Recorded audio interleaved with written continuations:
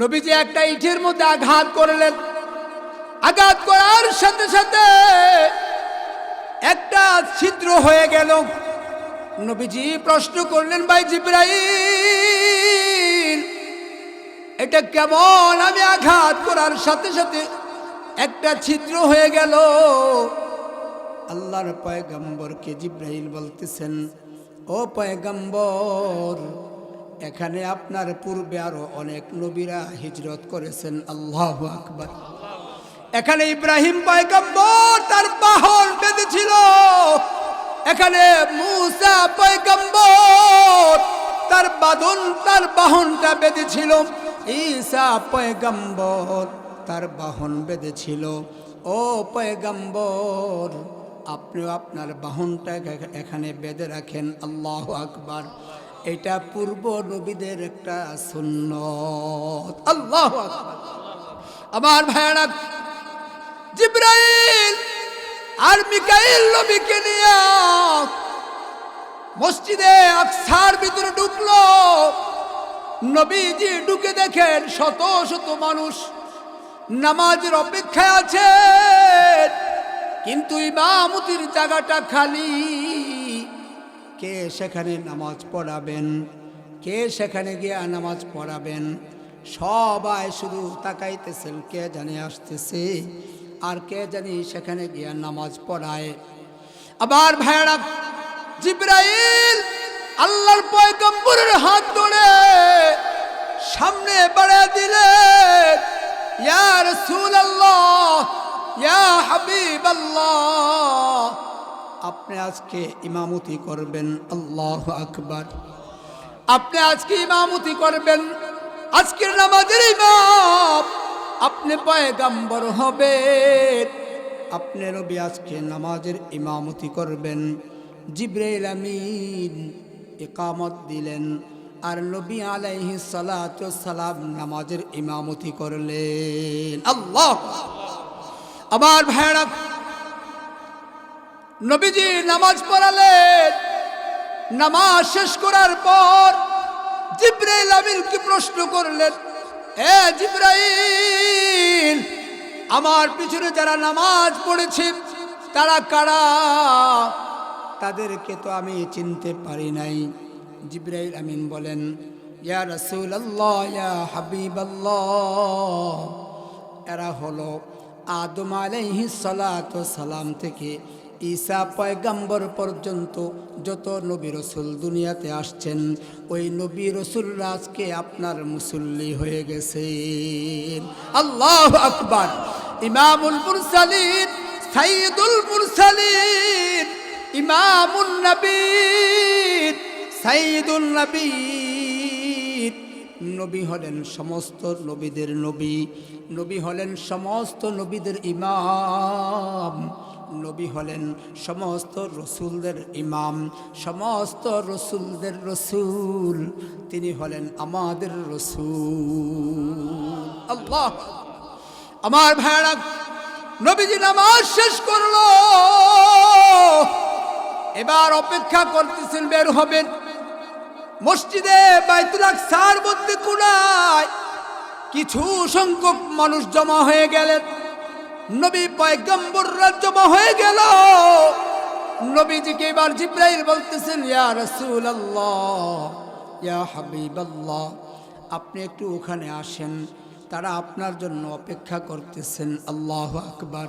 আমার ভাইয়েরা, এটা আরবি রজব মাস চলতেছে। কি মাস? আরবি রজব মাস। আমরা মুসলমানের সন্তান, কিন্তু আমরা জানুয়ারি, ফেব্রুয়ারি, মার্চ, এপ্রিল, মে, জুন, জুলাই এগুলি পারি, কিন্তু আরবি 12 মাসের নাম জানি না। ঠিক কিনা? শতকরা 95% ছেলেরা আরবি 12 মাসের নাম বলতে পারবে না, যারা মাদ্রাসায় না পড়ে।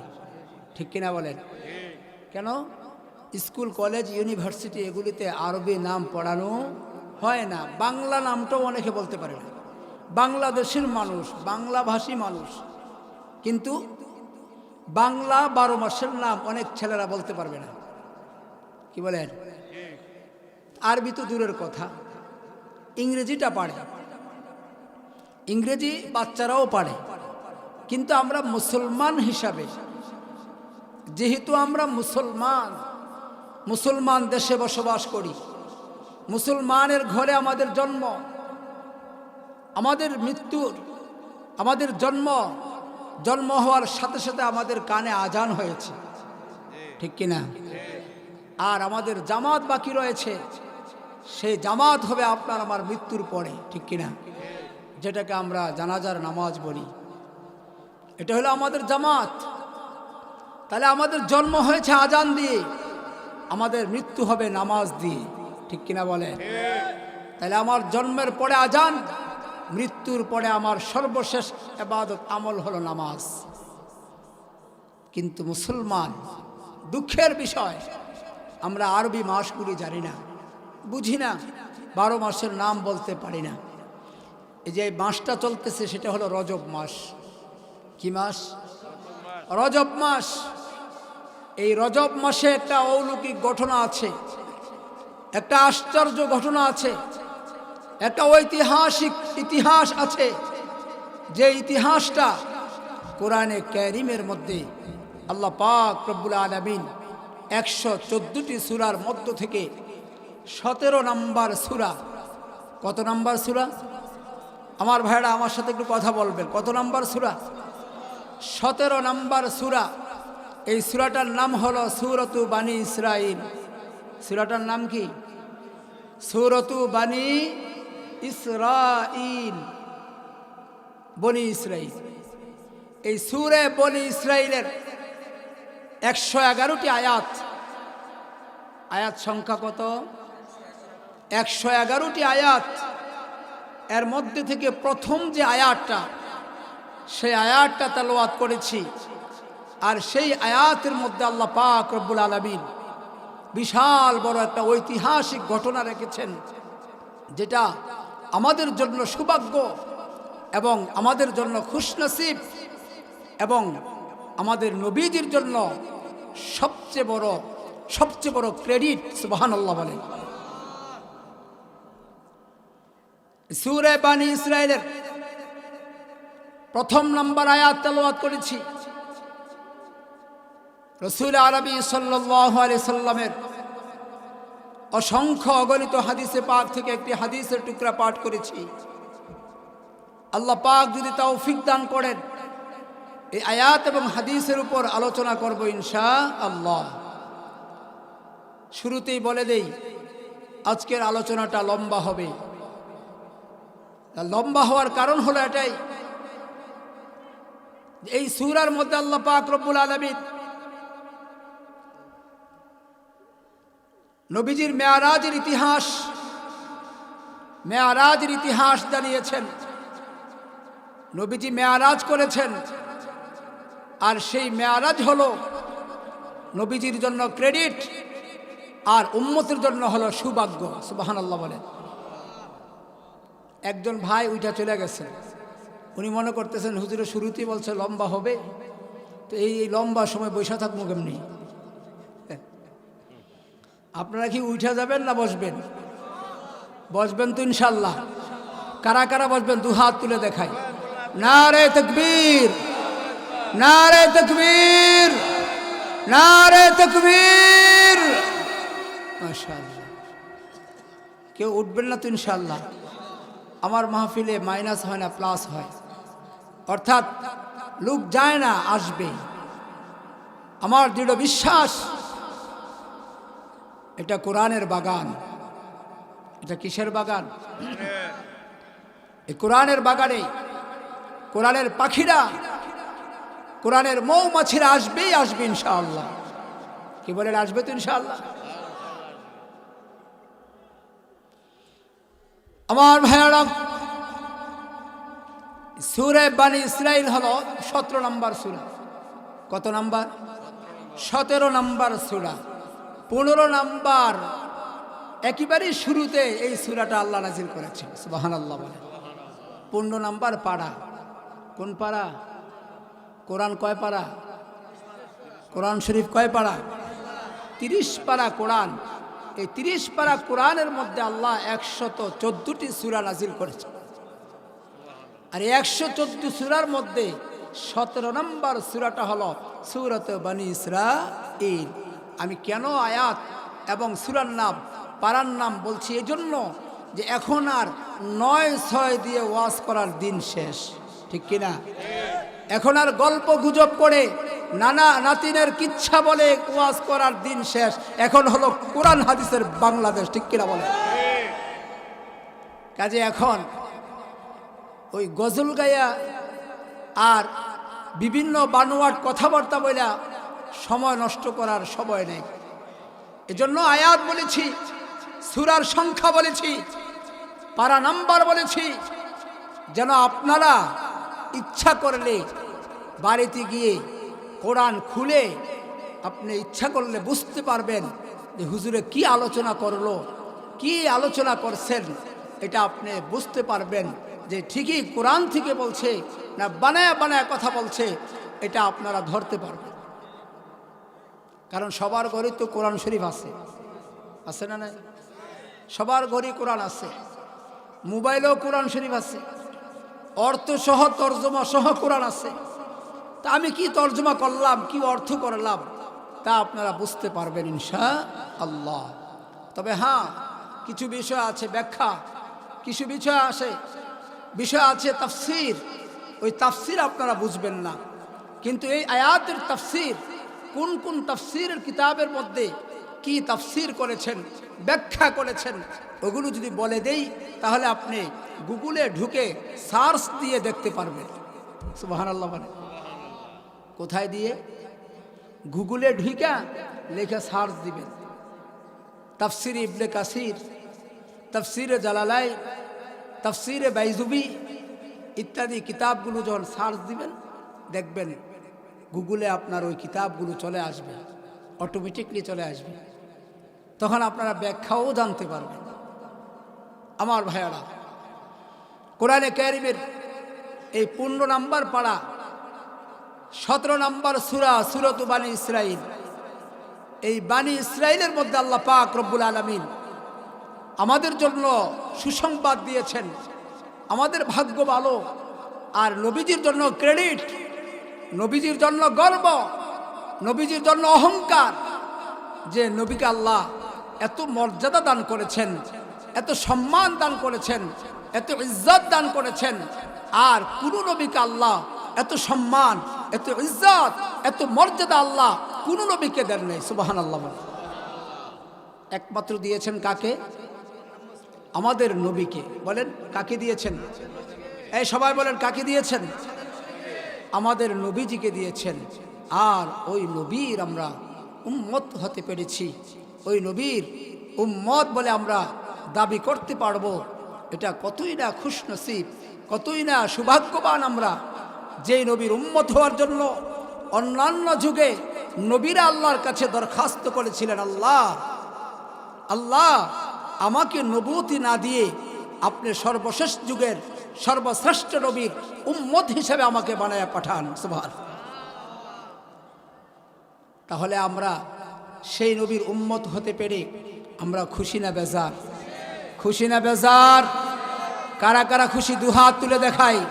নারে তাকবীর, নারে তাকবীর, নারে রিসালাত। মাশাআল্লাহ। আমার ভাইয়েরা, দোকানপাটে রাস্তাঘাটে এখনো যারা যে সকল যুবকরা আছেন, আপনারা অযথা সময় নষ্ট না করে আমার আলোচনা ঢোকার আগে আপনারা চলে আসেন। ইনশাআল্লাহ কোরআন ও হাদিস থেকে মূল্যবান কথাগুলো শুনতে পারবেন, মূল্যবান কথাগুলো শুনে আমল করতে পারবেন ইনশাআল্লাহ। আল্লাহ পাক আমাদের নবীজিকে কত বড় মর্যাদা দিয়েছেন, কত সম্মান দিয়েছেন, কত ইজ্জত দিয়েছেন। আল্লাহু আকবার, সুবহানাল্লাহ। আমার ভাইরা, আল্লাহ রাব্বুল আলামিন সূরা বনী ইসরাঈলের শুরুর আয়াতে, একেবারে প্রথম নাম্বার আয়াতে আল্লাহ পাক রব্বুল আলামিন বলেন, সুবহানাল্লাযী আসরা বিআবদিহি লাইলাম মিনাল মাসজিদিল হারাম ইলাল মাসজিদিল আকসাল্লাযী বারাকনা হাওলাহু লিনুরিয়াহু মিন আয়াতিনা ইন্নাহু হুয়াস সামিউল বাসীর।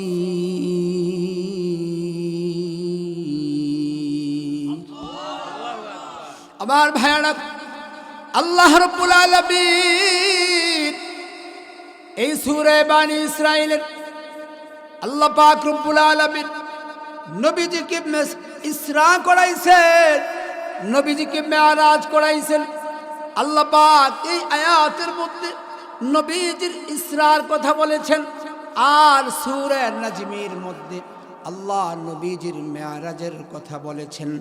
এই রজব মাসের ২৬ তারিখ দিবাগত রাত্রে আল্লাহ পাক নবীজিকে এই দুনিয়ার জমিন থেকে ঊর্ধ্ব আসমানে নিয়ে গেছেন। আল্লাহর আরশ, কুরসি, লৌহ কলম সব কিছু দেখাইছেন। আল্লাহু আকবার। নবীজিকে আল্লাহর সাথে সাক্ষাৎ করাইছেন, নবীজি আল্লাহর সাথে মুলাকাত করেছেন। আমার ভাইয়েরা, এই সূরার শুরুতে আল্লাহ পাক রব্বুল আলামিন বলেছেন, ও পয়গম্বর, আপনি মক্কা থেকে বাইতুল মুকাদ্দাস পর্যন্ত যাবেন, সেখান থেকে ৭ আসমান পাড়ি দিয়ে আমার আল্লাহর সাথে দিদার করবে। আমার ভাইয়েরা, মক্কা থেকে বাইতুল মুকাদ্দাস, যেটাকে মসজিদুল আকসা বলা হয়, জেরুজালেমে অবস্থিত ওই মসজিদুল আকসা, মক্কা থেকে এই সফরটাকে বলা হয়েছে ইসরা। আল্লাহ এখানে বলেছেন, সুবহানাল্লাযী আসরা বিআবদিহি, আমি আমার বান্দা, আমি আমার রাসূলকে আসরা করাইছি। বলেন সুবহানাল্লাহ। আসরা করাইছেন অর্থাৎ সফর করাইছেন। আল্লাহর পয়গম্বর উম্মে হানির ঘরের ভিতরে ঘুমায় রইছেন। হঠাৎ হযরত জিবরাইল আমিন এবং মিকাইল আলাইহিস সালাতু সালাম, কোন বর্ণনা এসেছে হযরতে ইসরাফিল আলাইহিস সালাতু সালাম, অর্থাৎ ৩ জন ফেরেশতা আল্লাহর পয়গম্বরের কাছে এসেছে। আল্লাহু আকবার। নবীজি উম্মে হানির ঘরে ঘুমায় রইছে। উম্মে হানির ঘরে ঘুমন্ত জিবরাইল আর মিকাইল, এই রওয়ায়াতটা বেশি পাওয়া যায়। 2 জন ফেরেশতা, একজনের নাম জিবরাইল, আরেকজনের নাম মিকাইল, যিনি বৃষ্টি আদান প্রদান করেন, যিনি ঝড় তুফান দেন। মিকাইল যিনি বৃষ্টিকে এখান থেকে ওখানে, এই দেশ থেকে ওই দেশে, অর্থাৎ সারা পৃথিবীতে যিনি বৃষ্টি বিস্তার করে। আল্লাহু আকবার। আমার ভাইয়েরা, 4 জন ফেরেশতা আল্লাহ প্রধান বানায়া দিয়েছেন। 4 জন ফেরেশতা হলো প্রধান ফেরেশতা, সব ফেরেশতার প্রধান 4 জন ফেরেশতা। এর মধ্যে 1 নাম্বার হলো জিবরিল। জিবরিল আমিনকে আল্লাহ নবীদের কাছে ওহী আনা নেওয়ার দায়িত্ব দিয়েছে। আল্লাহু আকবার।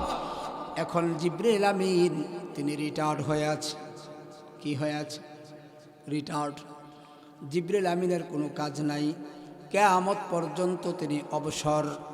মিকাইলের কাজ কিয়ামত পর্যন্ত থাকবে, আজরাইলের কাজ কিয়ামত পর্যন্ত থাকবে, আর ইসরাফিলের কাজ এখনো শুরু হয় না।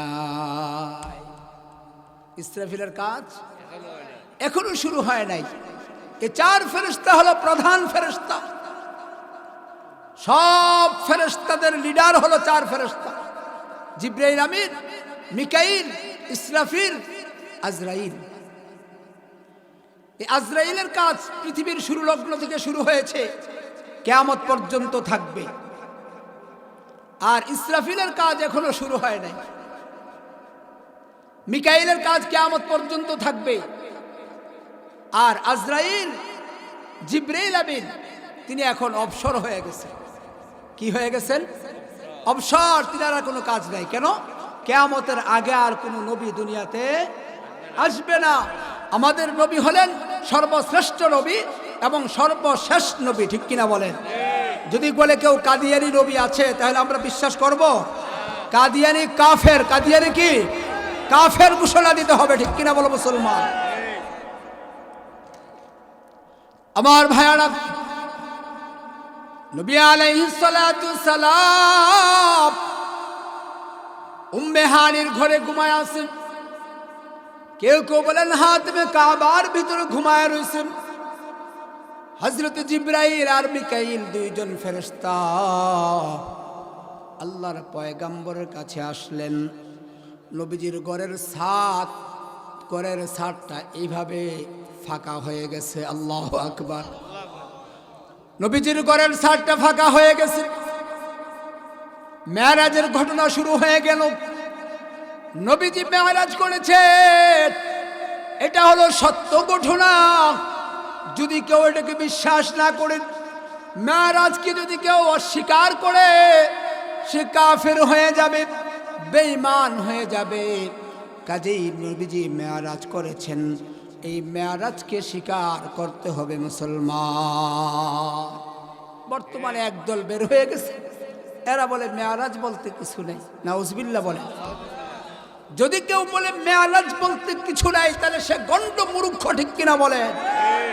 কারণ আল্লাহ কুরআনে কারিমের সূরা বনী ইসরাঈলের প্রথম নম্বর আয়াতে আল্লাহ বলেছেন নবীজিকে আল্লাহ মেরাজ করাইছেন। তাহলে সে কোরআনকে অস্বীকার করল। আর যে কোরআনকে অস্বীকার করে, সে সাথে সাথে কাফের হয়ে যায়, ঠিক কিনা বলে? আমার ভাইরা, যারা মেরাজকে অস্বীকার করবে, যারা মেরাজের রজনীকে অস্বীকার করবে, তারা কাফের হয়ে যাবে, ঠিক কিনা বলে?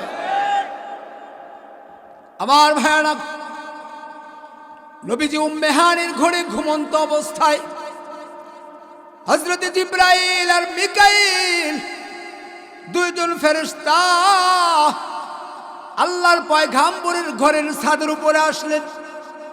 ছাদটা দুই ভাগ হয়ে গেল, ছাদটা ফাঁকা হয়ে গেল। এরপরে জিবরাইল আর মিকাইল নবীজির কাছে আসলেন। আয়েশা নবীজিকে কিভাবে ডাক দিবেন কোনো পদ্ধতি খুঁজে পাচ্ছেন না। আল্লাহু আকবার।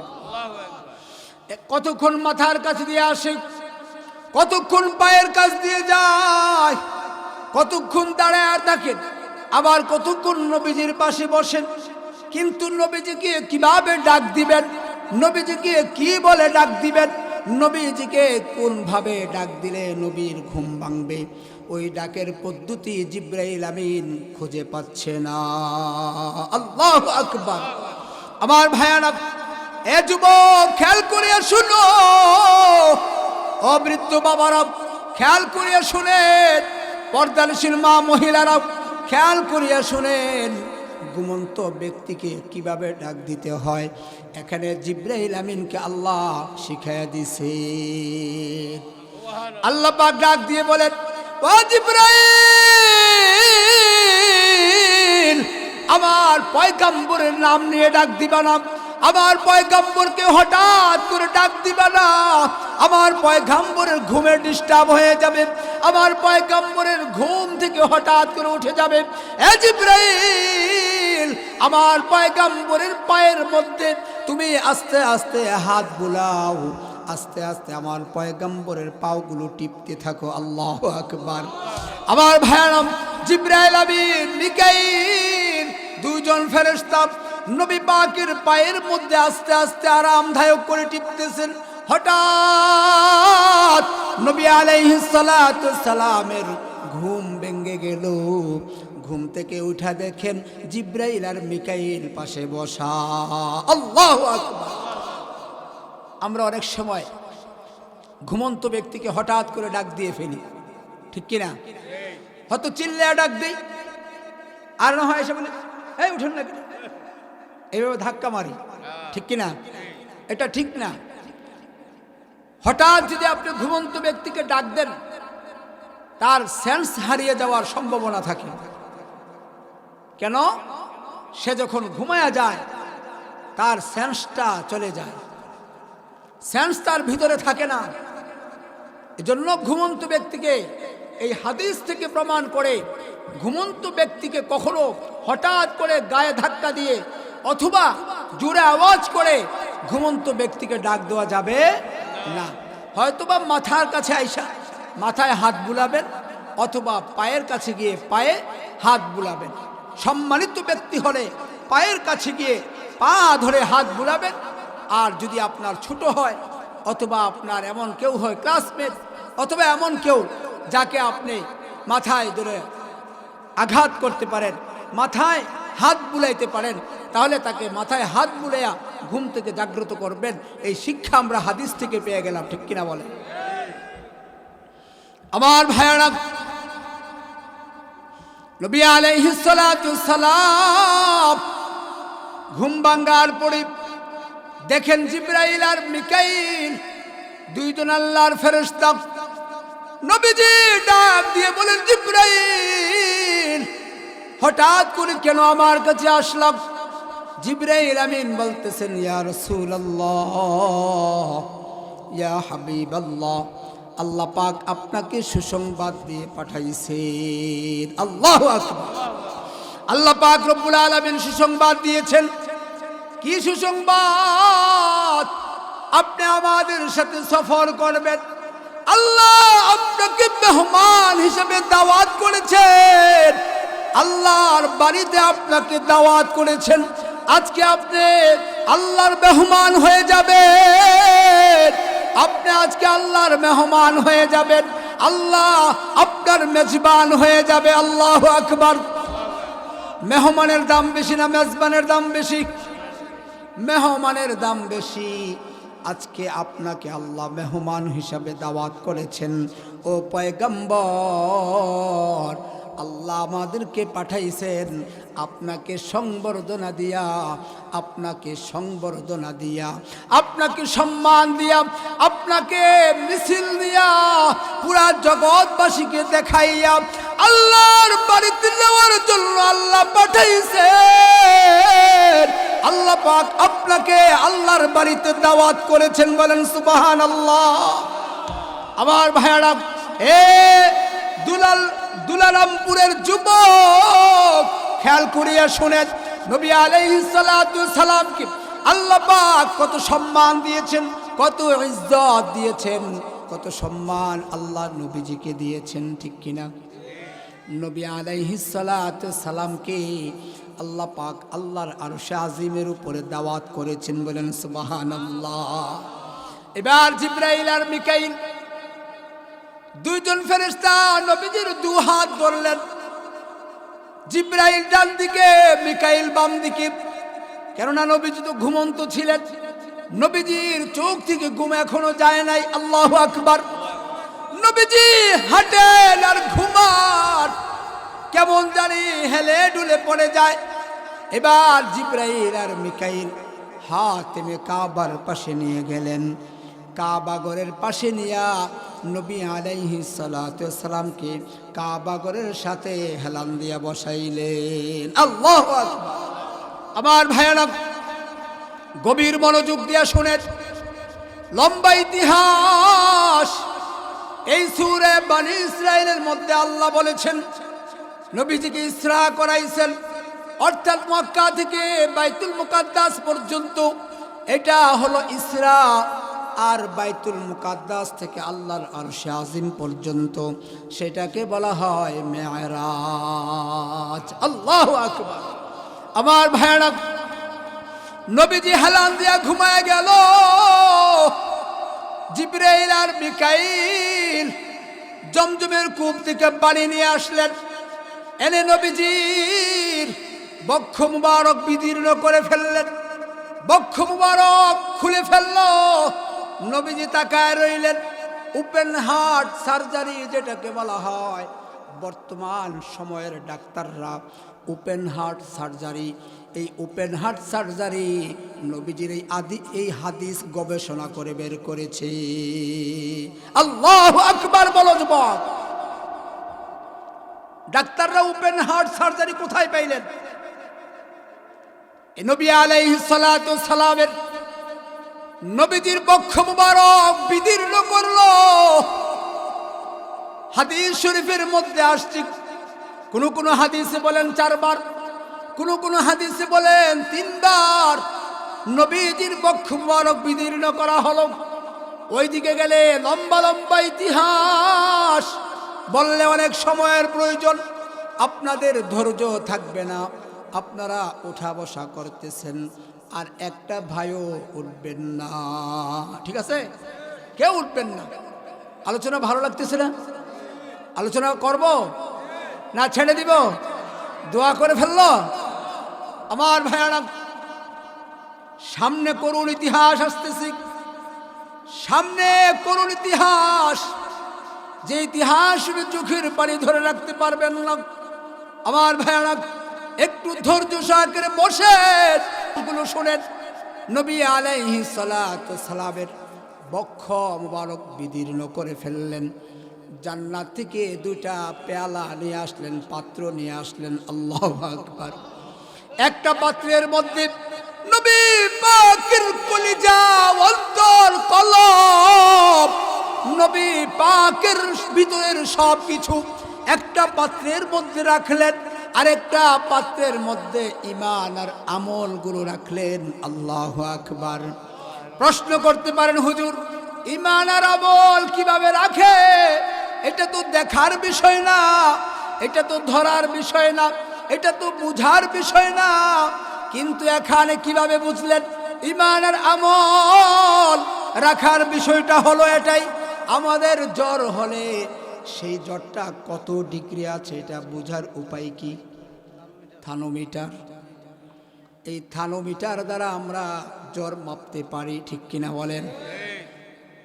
আপনি হাত দিয়ে বুঝতে পারবেন গরম, কিন্তু জ্বর কত ডিগ্রি আছে আপনার বলার কোনো সুযোগ নাই, আপনি বলতে পারবেন না।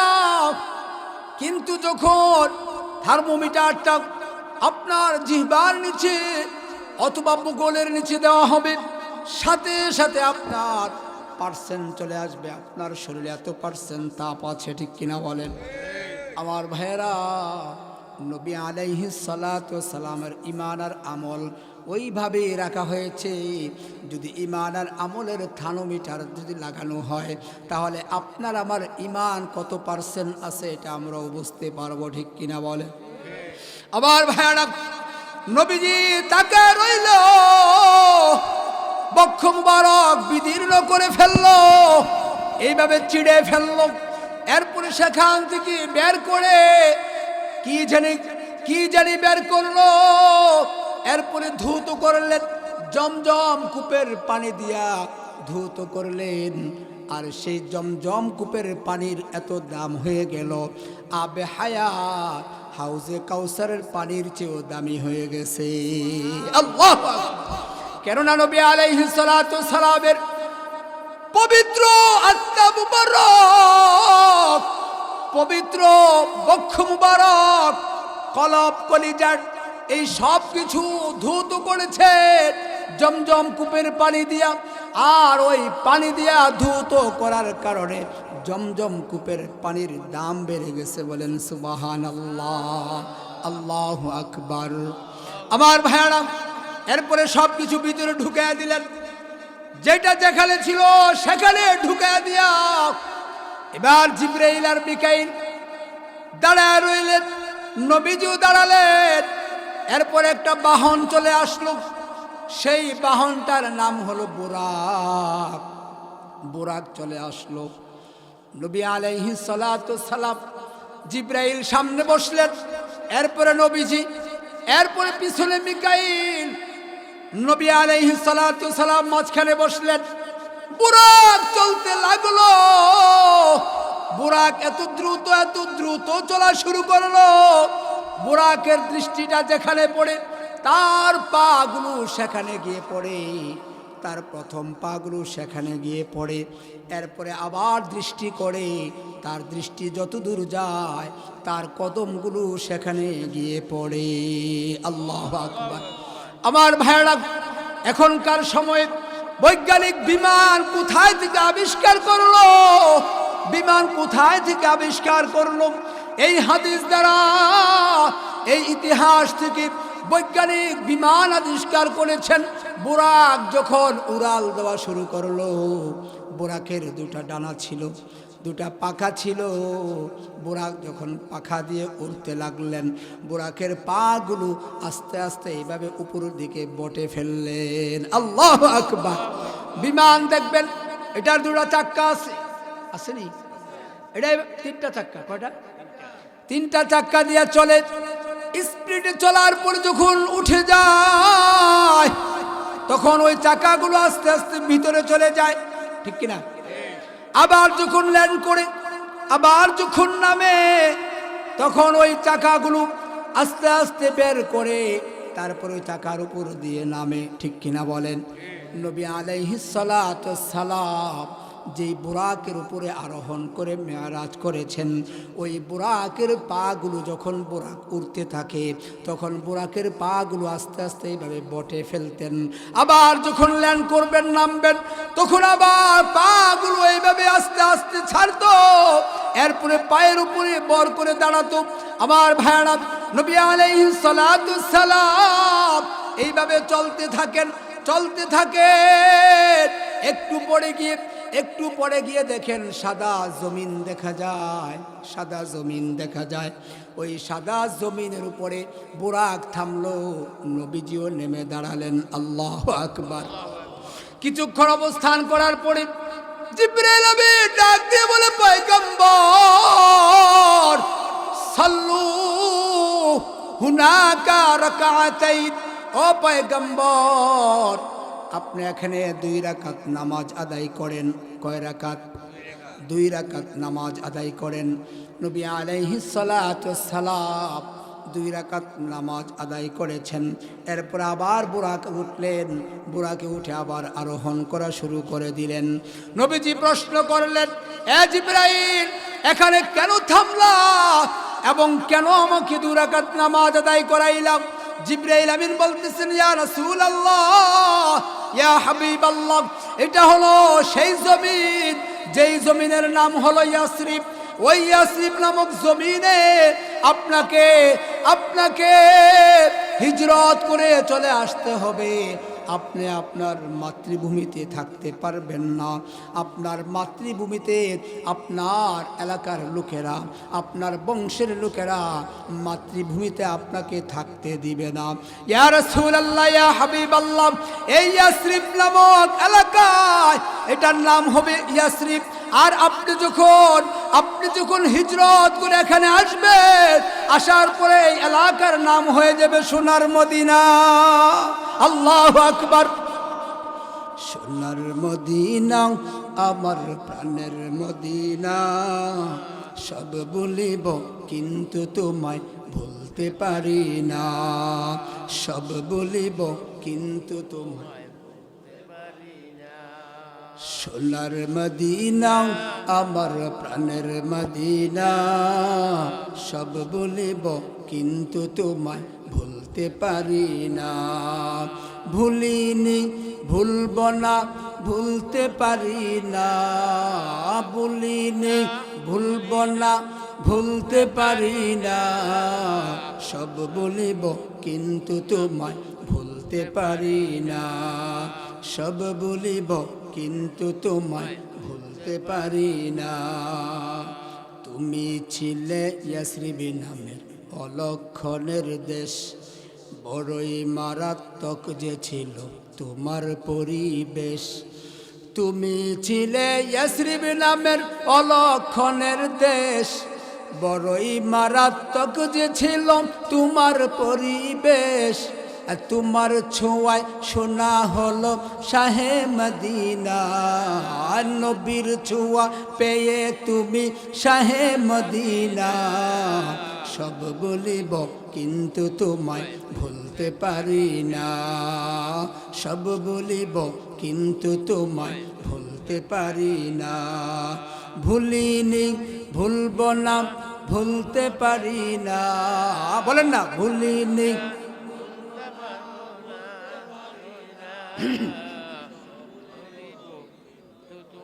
ভুলতে পারি না।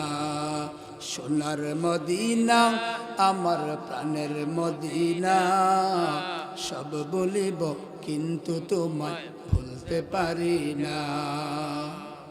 সেই ইয়াসরিব আল্লাহ পাক নবীজিকে যখন মেরাজ করতে যান তখনই দেখায়া দিচ্ছেন। সুবহানাল্লাহ। আমার ভাইয়ারা, জিবরাইল আর মিকাইল আল্লাহর পয়গম্বরকে নিয়ে সফর শুরু করলো। বাইতুল মুকাদ্দাস পর্যন্ত গেলেন। সেখানে গিয়া আল্লাহর পয়গম্বরকে বললেন, ও পয়গম্বর, আপনি আপনার বাহনটাকে বেঁধে ফেলেন। আল্লাহু আকবার। নবীজি একটা ইটের মধ্যে আঘাত করলেন। আঘাত করার সাথে সাথে একটা ছিদ্র হয়ে গেল। নবীজি প্রশ্ন করলেন, ভাই জিবরাইল, এটা কেমন? আমি আঘাত করার সাথে সাথে একটা ছিদ্র হয়ে গেল। আল্লাহর পয়গম্বরকে জিবরাইল বলতেছেন, ও পয়গম্বর, এখানে আপনার পূর্বে আরো অনেক নবীরা হিজরত করেছেন। আল্লাহু আকবার। এখানে ইব্রাহিম পয়গম্বর তার বাহন বেঁধেছিল। এখানে মূসা পয়গম্বর তার বাহনটা বেঁধেছিল। ঈসা পয়গম্বর তার বাহন বেঁধেছিল। ও পয়গম্বর, আপনিও আপনার বাহনটা এখানে বেঁধে রাখেন। আল্লাহু আকবার। এটা পূর্ব নবীদের একটা সুন্নত। আল্লাহু আকবার। আমার ভাইরা, জিবরাইল আর মিকাইল নবীকে নিয়ে মসজিদে আকসার ভিতরে ঢুকলো। নবীজি ঢুকে দেখেন শত শত মানুষ নামাজের অপেক্ষায় আছে, কিন্তু ইমামতির জায়গাটা খালি। কে সেখানে নামাজ পড়াবেন? কে সেখানে গিয়ে নামাজ পড়াবেন? সবাই শুধু তাকাইতেছেন, কে জানি আসতেছে আর কে জানি সেখানে গিয়ে নামাজ পড়ায়। আবার ভাইরা, জিবরাইল আল্লাহর পয়গম্বরের হাত ধরে সামনে বাড়িয়ে দিলেন। ইয়া রাসূলুল্লাহ, ইয়া হাবিবাল্লাহ, আপনি আজকে ইমামতি করবেন। আল্লাহু আকবার। আপনি আজকে ইমামতি করবেন। আজকের নামাজের ইমাম আপনি পয়গম্বর হবেন। আপনি নবী আজকে নামাজের ইমামতি করবেন। জিবরাইল আমিন ইকামত দিলেন আর নবী আলাইহিস সালাতু সালাম নামাজের ইমামতি করলেন। আল্লাহ। আমার ভাইরা, নবীজি নামাজ পড়ালেন। নামাজ শেষ করার পর জিবরাইল আমিনকে প্রশ্ন করলেন, এ জিবরাইল, আমার পিছনে যারা নামাজ পড়েছে তারা কারা? তাদেরকে তো আমি চিনতে পারি নাই। জিবরাইল আমিন বলেন, ইয়া রাসূলুল্লাহ, ইয়া হাবিবাল্লাহ, এরা হলো আদম আলাইহিস সালাতু সালাম থেকে ঈসা পয়গম্বর পর্যন্ত যত নবী রসুল দুনিয়াতে আসছেন, ওই নবী রসুলরা আজকে আপনার মুসল্লি হয়ে গেছেন। আল্লাহু আকবার। ইমামুল মুরসালিন, সাইয়্যিদুল মুরসালিন, ইমামুন নবীন, সাইয়্যিদুল নবীন। নবী হলেন সমস্ত নবীদের নবী। নবী হলেন সমস্ত নবীদের ইমাম। নবী হলেন সমস্ত রসুলদের ইমাম, সমস্ত রসুলদের রসুল। তিনি হলেন আমাদের রসুল। আল্লাহ। আমার ভাইরা, নবীজি নামাজ শেষ করলো। এবার অপেক্ষা করতেছেন বের হবেন। মসজিদে বাইতুল আকসার মধ্যে কোনায় কিছু সংখ্যক মানুষ জমা হয়ে গেলেন। নবী পয়গম্বররা জমা হয়ে গেল। নবীজিকে এবার জিবরাইল বলতেছেন, ইয়া রাসূলুল্লাহ, ইয়া হাবিবাল্লাহ, আপনি একটু ওখানে আসেন, তারা আপনার জন্য অপেক্ষা করতেছেন। আল্লাহু আকবার। নবীজি সামনে গেলেন। যাওয়ার পরে বাবা আদম আলাইহিস সালাতু সালাম ওই সমাবেশের সভাপতি ছিলেন। আল্লাহু আকবার। আমাদের নবীজি হলেন প্রধান অতিথি। নবীজিকে সংবর্ধনা জানানোর জন্য নবীজিকে ইস্তিকবাল জানানোর জন্য, নবীজিকে স্বাগতম জানানোর জন্য ওখানে সমস্ত নবীরা জড়ো হয়েছেন। আল্লাহু আকবার। ওখানে ইব্রাহিম আলাইহিস সালাতু সালাম, ইব্রাহিম আলাইহিস সালাতু সালাম ওই সমাবেশটাকে পরিচালনা করেছেন। আর আদম আলাইহিস সালাতু সালাম তিনি সেখানে সভাপতির ভাষণ দিয়েছেন। আল্লাহু আকবার। উদ্বোধনী ভাষণ দিলেন, উদ্বোধনী ভাষণ দিলেন আমার মুহাম্মদ। মুহাম্মদ আমার সন্তান, এমন সন্তান পেয়ে আমি বাবা আদম বড় আনন্দিত, বড় গর্বিত। হযরত ইব্রাহিম আলাইহিস সালাতু সালাম তিনিও এই কথাটাই বললেন, আমি আজকে জাতির পিতা ইব্রাহিম। আমাদের জাতির পিতাকে চিল্লা বলেন, জাতির পিতাকে? জাতির পিতা ইব্রাহিম হুয়া সাম্মাকুমুল মুসলিমিন। আল্লাহ কুরআনে কারিমের মধ্যে বলেন জাতির পিতা হলো ইব্রাহিম। ইব্রাহিম পয়গম্বর হলেন আমাদের জাতির পিতা। কাজে আমরা অন্য কাউকে জাতির পিতা বলতে পারি না, ঠিক কিনা বলেন? আমরা অন্য কাউকে জাতির পিতা মানতে পারি না, ঠিক কিনা বলেন? আমাদের জাতির পিতা হলেন ইব্রাহিম আলাইহিস সালাতু সালাম। আমার ভাইয়েরা, ইব্রাহিম ভাষণ দিলেন, আমি জাতির পিতা, আমার সন্তান মুহাম্মদ। এই মুহাম্মদকে দেখে বড় খুশি হয়ে গেলেন। আল্লাহু আকবার। এবার নবীজি প্রধান অতিথির ভাষণ শুরু করলেন। আল্লাহু আকবার। নবীজিও বললেন, আমার বাবা হলেন আদম, আদম থেকে আমাদের সৃষ্টি। আমাদের জাতির পিতা হলেন ইব্রাহিম। ইব্রাহিম আলাইহিস সালাতু সালাম থেকে আমাদের জাতি শুরু হয়েছে। এখন যারা বলে আমরা বানরের সৃষ্টি, আমরা বানর থেকে আসছি, তাদের কথাটা আপনারা মানবেননি? মানতেন না কেন? এরা তো বলতেছে আমরা বানরের সৃষ্টি, আমাদের ইতিহাস নাকি বানর থেকে আসছে। হ্যাঁ, আমাদের ইতিহাস কোথায় থেকে আসছে? আমরা আদম থেকে সৃষ্টি, আমাদের জাতি শুরু হয়েছে ইব্রাহিম থেকে। কাজে যারা বলে আমরা বানরের সৃষ্টি, আমরা তাদেরকে বলে দিব যে তোমরা বানরের সৃষ্টি হতে পারো, কাজে তোমরা বানর হয়ে যাবে, ঠিক কিনা বলে? আমরা বানরের সৃষ্টিও না, আমরা বানর হতেও চাই না। আল্লাহ আমাদেরকে আশরাফুল মাখলুকাত হিসেবে বানাইছে। আল্লাহু আকবার বলে। আমরা হইলাম কি? আশরাফুল মাখলুকাত। আল্লাহ আমাদেরকে শ্রেষ্ঠত্ব দিয়েছেন, আমরা আমাদের শ্রেষ্ঠত্ব ধরে রাখবো।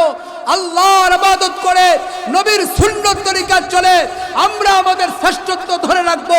যারা বানরের সৃষ্টি, তারা বানরের শ্রেষ্ঠত্ব ধরে বানর হয়ে দুনিয়া থেকে যাবে, ঠিক কিনা বলে? আমরা বানরের সৃষ্টি না, আমরা বানর হতেও চাই না।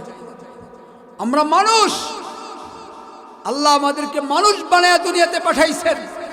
আমরা মানুষ হয়ে আল্লাহর কবরে যেতে চাই, ঠিক কিনা বলে?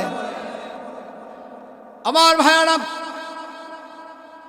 নবী আলাইহিস সালাতু সালাম বললেন, আদম আলাইহিস সালাতু সালাম তিনি হলেন আমাদের পিতা। ইব্রাহিম আলাইহিস সালাতু সালাম তিনি হলেন আমাদের জাতির পিতা। এরপরে নবী আলাইহিস সালাতু সালাম তিনি ওখান থেকে মেরাজে শুরু করেছেন। আল্লাহু আকবার। আমার ভাইরা, ওখান থেকে মেরাজ শুরু হলো। মক্কা থেকে বাইতুল মুকাদ্দাস পর্যন্ত এই জায়গাটার নাম হলো ইসরা। নবীজি জমিনে সফর করেছেন, এটার নাম হলো ইসরা। আর সেখান থেকে প্রথম আসমান, দ্বিতীয় আসমান, তৃতীয় আসমান, চতুর্থ আসমান, পঞ্চম আসমান, ষষ্ঠম আসমান, সপ্তম আসমান, লৌহ কলম, আরশ, কুরসি, জান্নাত, জাহান্নাম, এই সব কিছু ছিল মেরাজ। আল্লাহু আকবার। ওয়ান নাজমি ইযা হাওয়া মা দাল্লা সাহিবুকুম ওয়া মা গাওয়া ওয়া মা ইয়ানতিকু আনিল হাওয়া ইন হুয়া ইল্লা ওয়াহয়ু ইউহা আল্লামাহু শাদীদুল কুওয়া যু মিররাতিন ফাস্তাওয়া ওয়া হুয়া বিল উফুকিল আ'লা সুম্মা দানা ফাতাদাল্লা ফাকানা ক্বাবা কৌসাইনি আও আদনা فأوحى إلى عبده ما أوحى الله أكبر আল্লাহ পাক রব্বুল আলামিন বলেন আমি আমার নবীকে মেরাজ করাইছি প্রথম আসমানে উঠলেন সাথে ছিলেন জিবরাইল আর মিকাইল দুইজন ফেরেশতা প্রথম আসমানে গিয়ে প্রথম আসমানের ফেরেশতা যে দায়িত্ব ছিল ওই ফেরেশতার নাম হলো ইসমাঈল নাম কি এই ইতিহাস হয়তো আপনারা পূর্বে নাও শুনতে পারেন মেরাজের ইতিহাস অনেক শুনেছেন অনেকেই জানেন কিন্তু নতুন নতুন কিছু কথা থাকবে যেই কথাগুলো আপনারা কখনো শোনেন নাই ঠিক কিনা বলেন প্রথম আসমানের দারওয়ান হলো ইসমাঈল তার আন্ডারে আরো 1 লক্ষ ফেরেশতা তার অধীনে কাজ করে 1 লক্ষ ফেরেশতা হযরত জিবরাইল আমিন বলেন ইয়া রাসূলুল্লাহ ইয়া হাবিবাল্লাহ আপনি তাকে সালাম করেন আল্লাহু আকবার নবীজি ফেরেশতাকে সালাম করলেন এরপরে ইসমাঈল ফেরেশতা প্রশ্ন করলো তিনি কে জিবরাইল আমিন বলেন তিনি হলেন সর্বশ্রেষ্ঠ নবী সর্বশেষ নবী মুহাম্মাদুর রাসূলুল্লাহ সাল্লাল্লাহু আলাইহি সাল্লাম আল্লাহু আকবার আমার ভাইরা এবার দরজা খুলে দিল প্রথম আসমানের দরজা খুলে গেল জিবরাইল আর মিকাইল নবীজিকে নিয়ে প্রবেশ করলেন প্রবেশ করার সাথে সাথে আমাদের আদি পিতা আদম আলাইহিস সালাতু ওয়াস সালামের সাথে সাক্ষাৎ হয় আল্লাহু আকবার এরপর দ্বিতীয় আসমানে হযরত ঈসা আলাইহিস সালাতু ওয়াস সালামের সাথে সাক্ষাৎ হয় দ্বিতীয় আসমান শেষ করে তৃতীয় আসমানে গেলেন সেখানে গিয়ে নবী ইউসুফ আলাইহিস সালাতু ওয়াস সালামের সাথে সাক্ষাৎ হলো ইউসুফ পয়গম্বরের চেহারা এত সুন্দর ছিল নবীজি দেখে বড় আশ্চর্য হয়ে গেলেন আল্লাহু আকবার ইউসুফ পয়গম্বরকে নবীজি ভাই বলে ডাকলেন এই ইউসুফ ভাই ইউসুফ আলাইহিস সালাতু ওয়াস সালামকে ভাই বলে সম্বোধন করলেন এরপরে চতুর্থ আসমানে উঠলেন সেখানে উঠে হযরত ইদ্রিস আলাইহিস সালাতু ওয়াস সালামের সাথে সাক্ষাৎ হয়ে গেল আল্লাহু আকবার ইদ্রিস আলাইহিস সালাতু ওয়াস সালামকে নবীজি নাতি বলে সম্বোধন করলেন আল্লাহু আকবার নবীজির নাতি বলেছেন নাতি কেন বললেন এখানে একটা ইতিহাস আছে নাতি বলার কারণ ইদ্রিস আলাইহিস সালাতু ওয়াস সালাম দুনিয়া থেকে বলেছিলেন আল্লাহ আমি তোমার জান্নাতটা একটু দেখতে চাই আল্লাহু আকবার আল্লাহ পাক বলেন ও পয়গম্বর ইদ্রিস এটা কোনো মানুষের দ্বারা সম্ভব না এটা নিয়মের খেলা এটা নিয়মের বহির্ভূত কাজ কোনো মানুষ মৃত্যুবরণ না করে সে জান্নাত দেখতে পারে না ইদ্রিস আলাইহিস সালাতু ওয়াস সালাম বললেন ওগো আল্লাহ আমি তোমার পয়গম্বর আমি তোমাকে একটু রিকোয়েস্ট করলাম আবেদন করলাম একটু জান্নাতটা দেখতে চাই নবীজির আবেদন আল্লাহ কবুল করলেন কিন্তু কবুল এমন ভাবে করেছেন ইদ্রিস আলাইহিস সালাতু ওয়াস সালাম জান্নাতের ভিতরে একটু শুধুমাত্র উকি মারছেন আল্লাহু আকবার পুরোপুরি প্রবেশ করতেন আল্লাহ দেন নাই শুধুমাত্র একটু উকি দিয়েছেন এরপরে ব্যাক করেছেন ব্যাক করার পরে চতুর্থ আসমানে আসার পরে ইদ্রিস আলাইহিস সালাতু ওয়াস সালামকে আল্লাহ পাক এখানেই রেখে দিলেন আর দুনিয়াতে আসতে দেন নাই আল্লাহু আকবার ইদ্রিস আল্লাহর পয়গম্বর তিনি এখন চতুর্থ আসমানে আছেন দুনিয়ায় তার কোনো কবর খুঁজে পাওয়া যায় না ইতিহাস এখনো খুঁজে পায় নাই আল্লাহু আকবার আমার ভাইরা নবীজি পঞ্চম আসমানে গেলেন, সেখানে গিয়া হারুন আলাইহিস সালাতু সালামের সাথে সাক্ষাৎ করলেন। এরপরে ষষ্ঠম আসমান, সেখানে মূসা পয়গম্বরের সাথে সাক্ষাৎ করলেন। এরপরে সপ্তম আসমান, সেখানে গিয়া আল্লাহর পয়গম্বর ইব্রাহিমের সাথে সাক্ষাৎ করলেন। আল্লাহু আকবার। ইব্রাহিম আলাইহিস সালাতু সালাম অনেকগুলো বাচ্চা নিয়ে খেলাধুলা করে। নবীজি প্রশ্ন করলেন, ভাই জিবরাইল, নবী পয়গম্বর ইব্রাহিমের সাথে এত বাচ্চা কেন? জিবরাইল আমিন বলেন, ইয়া রাসূলুল্লাহ, ইয়া হাবিবাল্লাহ, এরা হলো ওই সকল বাচ্চা যারা দুনিয়াতে নাবালেগ অবস্থায় মারা যায়, দুনিয়াতে যারা শিশু অবস্থায় মারা যায়, দুনিয়াতে যারা অবুঝ অবস্থায় জন্মের পরে পরে মারা যায়, ওই সকল বাচ্চাগুলিকে আল্লাহ পাক ইব্রাহিম পয়গম্বরের তদারকি করতে দিয়েছেন। ইব্রাহিম পয়গম্বরের সাথে এরা খেলাধুলা করে। আল্লাহু আকবার। ইব্রাহিম পয়গম্বর এদেরকে নিয়ে 24 ঘন্টা আনন্দের মধ্যে থাকে। বলেন সুবহানাল্লাহ। আমার ভাইয়ারা, এজন্য হাদিস শরীফের মধ্যে এসেছে, ছোট বাচ্চা যখন মারা যায়, শিশু বাচ্চা যখন মারা যায়, তখন হাই হুতাশ করতে নাই, গালাগালি করতে নাই, এমনকি আউলা জাউলা হয়ে কান্নাকাটি করতে নিষেধ করেছেন। আমার ভাইয়ারা, আউলা জাউলা হয়ে কান্নাকাটি করা যাবে না। সমাজে আসেনি এমন কেউ? বিশেষ করে মহিলারা এমনভাবে কান্নাকাটি করে, আহারে, কানতে কানতে আল্লাহরে পর্যন্ত গালি দিয়ালা। ঠিক কিনা? আছে না নাই? আল্লাহরে গালি দিয়ে ফেলে। কিভাবে? আল্লাহ, তুমি আমার দেখলা, আমার সন্তানটা কি দেখলা? এরপর আরো বিভিন্নভাবে বিভিন্ন কথাবার্তা বলে মহিলারা কান্নাকাটি করেনি? হাদিসে নিষেধ এসেছে। কেন জানেন? আমার ভাইয়ারা, যখন কোনো ছোট বাচ্চা, শিশু বাচ্চা মারা যায়, তখন মা বাবা যদি সবর করে, ধৈর্য ধারণ করে, মা বাবা যদি ধৈর্য ধারণ করে, সবর করে, তখন আল্লাহ পাক রব্বুল আলামিন বড় খুশি হয়ে যায়। চোখের পানি আসবে, দিল ভেঙে যাবে, চোখ দিয়ে বেয়ে বেয়ে পানি পড়বে, কিন্তু হাই হুতাশ করা যাবে না, গালাগালি করা যাবে না, কিছু বলা যাবে না। চুপ হয়ে ধৈর্য ধারণ করতে হবে।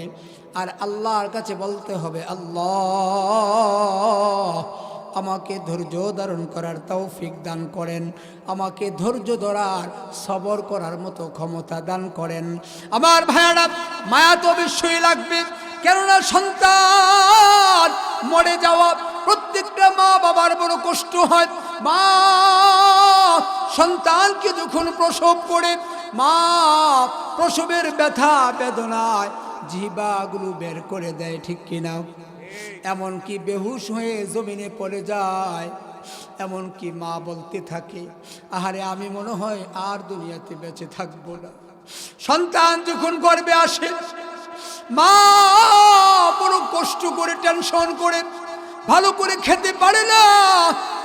যুবক, খেয়াল করে শোনেন, সন্তান যখন মায়ের গর্ভে আসে, কিন্তু মা বড় কষ্ট করতে থাকে, ভালো করে পেট ভরে খেতে পারে না, এমনকি পুরা রাত ভালো করে ঘুমাতেও পারে না।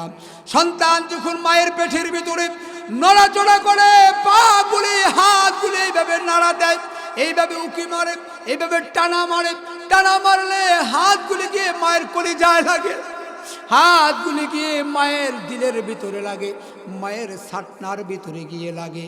আর শব্দ করে মা ঘুমাইতে যায়, দাঁড়ায়া যায়। মা খাইতে বসে খাইতে পারে না, মা কাজ করতে গিয়ে কাজ করতে পারে না। ব্যথা বেদনা, শুধু আর টেনশন, কিভাবে জানি প্রসব করি, কিভাবে জানি প্রসব করি। এখন তো টেকনিক্যাল যুগ, এখন তো প্রযুক্তির যুগ, সিজার এসে গেছে। সিজারের কারণে মাদের বেশি কষ্ট হয় না, কিন্তু একটা সময়, আজ থেকে 20 বছর আগে সিজার ছিল না। আজ থেকে 25 বছর আগে কোনো সিজার ছিল না, তখন মারা বড় কষ্ট করে আপনাকে আমাকে প্রসব করেছে, ঠিক কিনা? আমার ভাইয়ারা, মা বড় কষ্ট, দুঃখিনীর মা খাইতে পারে না, ঘুমাইতে পারে না, ডান কাঁধ হইয়া শুই, এবার বাম দিকে ব্যথা শুরু হয়ে যায়, আবার বাম কাঁধ হইয়া শুই, ডান দিকে ব্যথা শুরু হয়ে যায়, একটু উঠা বসে মার নিচ পেটে ব্যথা শুরু হয়ে যায়, এরপরে বাহিরে গিয়ে একটু হাঁটাহাঁটি করে, কিন্তু বাবা কিন্তু নিষ্ঠুরের মতো শুধু ঘুমাইতেই থাকে, ঠিক কিনা বলেন? এজন্য হাদিস শরীফের মধ্যে মার কথা আল্লাহর নবী 3 বার বলেছেন। আল্লাহর পয়গম্বরের সাহাবী নবীকে প্রশ্ন করেছিল, ইয়া রাসূলুল্লাহ, ইয়া হাবিবাল্লাহ, মা বাবার মধ্যে হক বেশি কার? নবীজি বলেন মায়ের হক বেশি। আবার বললেন কার বেশি হক? বললেন মায়ের হক বেশি। আবার প্রশ্ন করলেন কার বেশি হক? নবীজি তৃতীয়বার বললেন বাবার হক। আমার ভাইয়ারা 3 বার বললেন মায়ের হক, চতুর্থবার বললেন বাবার হক। এই জন্যই বলেছেন আল্লাহ পাক রব্বুল আলামিন সূরা লুকমানের মধ্যে বলেন, ওয়াসাইনাল ইনসানা বিওয়ালিদাইহি হামালাতুহু উম্মুহু ওয়াহনান আলা ওয়াহনিন ওয়া ফিসালুহু ফি আমাইনি আনিশকুর লিল্লাহ। আল্লাহ পাক রব্বুল আলামিন বলেন, এ দুনিয়ার মানুষ, তোমরা তোমাদের মা বাবার সাথে ভালো আচরণ করো, মা বাবার সাথে ভালো ব্যবহার করো, কেননা তারা 3টা কষ্ট করেছেন। 1 নাম্বার কষ্ট, তোমাকে 10 মাস 10 দিন মা গর্ভে ধারণ করেছেন। 2 নাম্বার কষ্ট, প্রসব বেদনা মা সহ্য করেছেন। 3 নাম্বার কষ্ট, তোমাকে মা 2 বছর দুধ পান করাইছেন, ঠিক কিনা? আমার ভাইয়ারা, মা 10 মাস 10 দিন গর্ভে ধারণ করেছেন, আর ব্যথা বেদনা মা সহ্য করেছেন। ভালো করে খেতে পারে নাই, ভালো করে ঘুমাতে পারে নাই, ভালো করে কাজকর্ম করতে পারে নাই, অসহ্য ব্যথা বেদনা। এরপরে যখন প্রসব বেদনা শুরু হয়ে গেল, মা জিহ্বাটা বের করে দিয়েছেন, এমনকি রক্ত খনন হতে হতে মা বড় দুর্বল হয়ে গেছে। এমন কষ্ট করে আপনাকে আমাকে মা প্রসব করেছে। প্রত্যেকটা মা প্রসব বেদনায় কাতার হয়ে গেছে, প্রসব বেদনায় বেহুশ হয়ে জমিনে পড়ে গেছে। এরপরে যখন প্রসব করেছেন, আপনাকে আমাকে যখন মায়ের কোলে দেওয়া হয়েছে, মা সন্তানের চেহারার দিকে তাকাইয়া মার সব কষ্ট ভুলে গেছে, ঠিক কিনা বলে? মা নাই কার কার? এই মজলিসে মা নাই কার কার? হাত উঠান। দেখছেন অনেক ভাইয়ের মা নাই, বাবা নাই, কার কার হাত উঠান। অনেকের মাও নাই, বাবাও নাই। আহারে, কষ্ট লাগে না? মা বাবার কথা শুনলে কষ্ট লাগে না? পৃথিবীতে সবই আছে, নেই শুধু মা।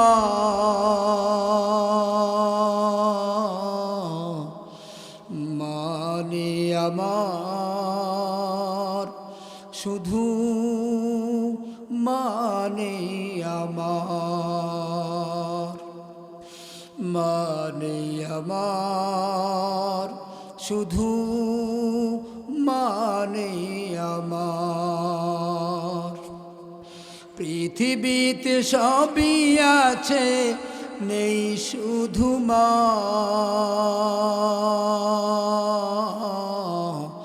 মানে আমার শুধু মানে আমার, মানে আমার শুধু মানে আমার। সব ছেলেরাই ডাকে মাগো, তার মাকে মা বলে।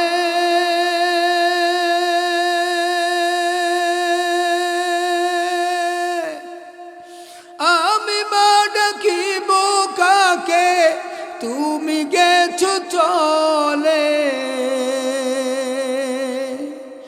সব ছেলেরাই ডাকে মাগো, তার মাকে মা বলে।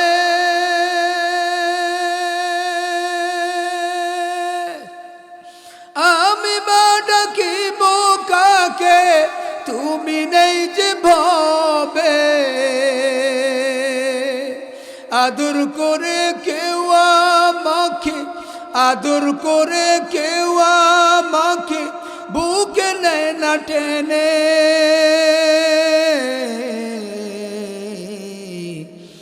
মানে আমার শুধু, মানে আমার, মানে আমার শুধু, মানে আমার। পৃথিবীতে সবই আছে, নেই শুধু মা। মানে আমার শুধু, মানে আমার, মানে আমার শুধু, মানে আমার। মা হারিয়ে নিঃস্ব আমি এই না ভুবনে।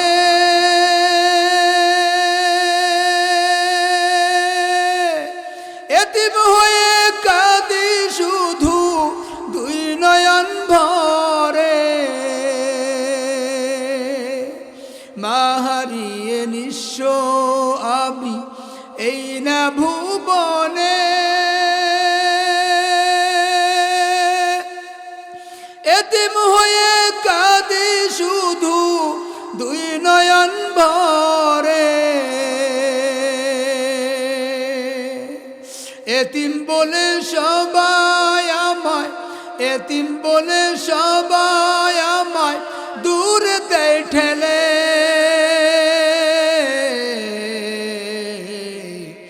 মানে আমার শুধু, মানে আমার, মানে আমার শুধু, মানে আমার। পৃথিবীতে সবই আছে, নেই শুধু মা। মানে আমার শুধু, মানে আমার, মানে আমার শুধু, মানে আমার। সকল বলি মারহাবা।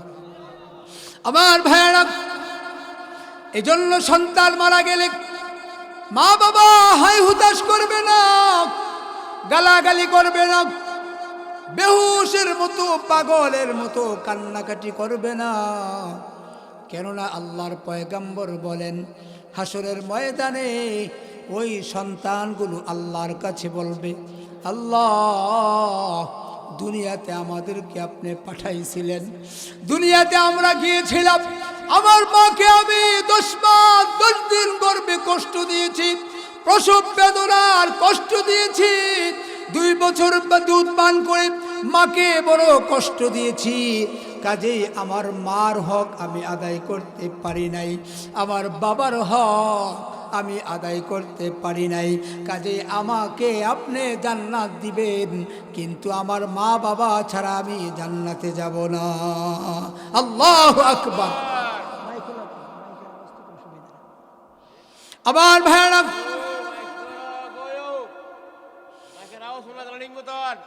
নবী আলাইহিস সালাতু সালাম বলেন, নবীজি বলেন,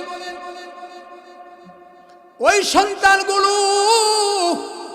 মা বাবাকে জান্নাতে নিয়ে যাবে। এজন্য আমার ভাইরা, ছোটবেলা বালেগ হওয়ার আগে সন্তান যদি মারা যায়, তাহলে তাদের সাথে ওই সন্তানগুলির জন্য আফসোস করবেন না। এই সন্তানগুলো হবে প্রত্যেকটা মা বাবার জান্নাতের জরিয়া। আমার ভাইরা, নবী আলাইহিস সালাতু সালাম 8ম 7ম আসমানে ইব্রাহিম পয়গম্বরের সাথে সাক্ষাৎ করলেন। এরপরে সিদরাতুল মুনতাহা, সিদরাতুল মুনতাহা একটা বরুই গাছের নাম। কিসের নাম? একটা বরুই গাছের নাম হলো সিদরাতুল মুনতাহা। মুনতাহা শব্দের অর্থ হলো বরুই গাছ। ওই সীমানা পর্যন্ত জিবরাইল আর মিকাইল ছিলেন। এরপরে বলেন, ইয়া রাসূলুল্লাহ, ইয়া হাবিবাল্লাহ, এবার আপনি একা একা যান, আমাদের যাওয়ার মতো কোনো অনুমতি নাই। আল্লাহু আকবার। আল্লাহর পয়গম্বর সেখান থেকে একা একা গেল। ওখান থেকে আওয়াজটা ঠাস ঠাস করতেছে, মিষ্টি আওয়াজ দেন, কোমল আওয়াজ। আবার ভয়ানক, প্লিজ, আবার ভয়ানক। সেখান থেকে নবীজি একা একা গেলেন, আল্লাহর সাথে সাক্ষাৎ হয়ে গেল। আল্লাহ পাক রব্বুল আলামিন বলেন, আত্তাহিয়াতু লিল্লাহি ওয়াসসালাওয়াতু ওয়াত-তাইয়্যিবাত, আসসালামু আলাইকা আইয়ুহান নাবিয়্যু ওয়া রাহমাতুল্লাহি ওয়া বারাকাতুহু। আল্লাহু আকবার। নবীজিকে আল্লাহ পাক সংবর্ধনা দিলেন। নবীজিকে আল্লাহ পাক আত্তাহিয়াতু অভিনন্দন জানালেন, ওয়েলকাম জানালেন, স্বাগতম জানালেন। এরপরে নবীজির সাথে আল্লাহ পাক কথোপকথন করলেন। আল্লাহর সাথে নবীজি কথাবার্তা বললেন। আমার ভাইরা, এরপরে আল্লাহ পাক নবীজিকে বললেন, ওগো আমার নবী, আপনি জান্নাত প্রদর্শন করেন, জাহান্নাম প্রদর্শন করেন। জান্নাত দেখেন, জাহান্নাম দেখেন, জান্নাত দেখে যান, জাহান্নাম দেখে যান। আল্লাহু আকবার। আমার ভাইরা, নবীজি জান্নাত দেখে বড় খুশি হয়ে গেলেন। যখন জাহান্নাম প্রদর্শনী করতে গেলে, সেখানে গিয়ে দেখেন জাহান্নামের মধ্যে সর্বপ্রথম যাদেরকে দেখলেন, এক নাম্বার একটা আগুনের কুণ্ডুলি দেখলেন। একটা বিশাল বড় আগুনের কুণ্ডুলি, বিশাল বড় গর্ত। লা ইলাহা, জোরে জোরে লা ইলাহা,